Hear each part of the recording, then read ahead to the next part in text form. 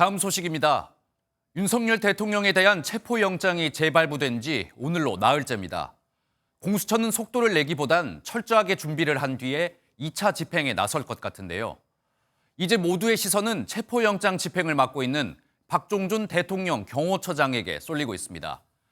경찰이 조사를 받으라며 최후 통첩을 보냈는데 오늘이 그 마지막 날입니다. 그런데 경찰에 출석하지 않을 것 같았던 박종준 경호처장이 이 변호사를 선임하면서 이번 사태의 최대 변수로 떠오르고 있습니다. 보도에 현지호 기자입니다.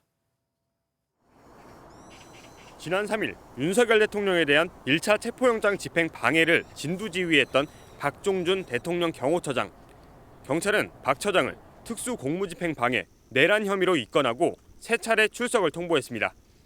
박 처장은 앞서 지난 4일과 7일 출석 요구에 불응했고 오늘이 3번째, 사실상 마지막 출석 요구일입니다.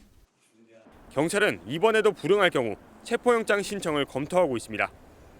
그런데 박 처장이 최근 변호인을 선임해 조사 일정을 조율하려는 것으로 알려졌습니다.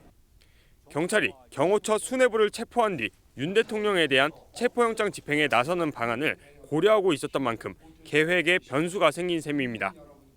공수처가 윤석열 대통령 체포영장 2차 집행을 언제 어떻게 할지 고심하는 가운데 박 처장의 출석 여부에 따라 일정이 바뀔 수도 있습니다. 체포영장 유효기간은 지난번보다 더 길어져 7일을 넘는 것으로 알려졌는데 일단 집행 인력 규모가 크게 늘어날 것으로 예상됩니다. 경찰 비상계엄 특별수사단은 서울과 인천 등 수도권 지방경찰청에 수사관 지원을 공식 요청했습니다.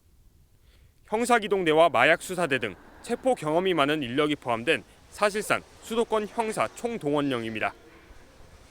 1차 집행 당시 경호처 인력 200여 명에 가로막혀 실패했던 만큼 정예 수사관을 대규모로 동원하겠다는 뜻으로 풀이됩니다.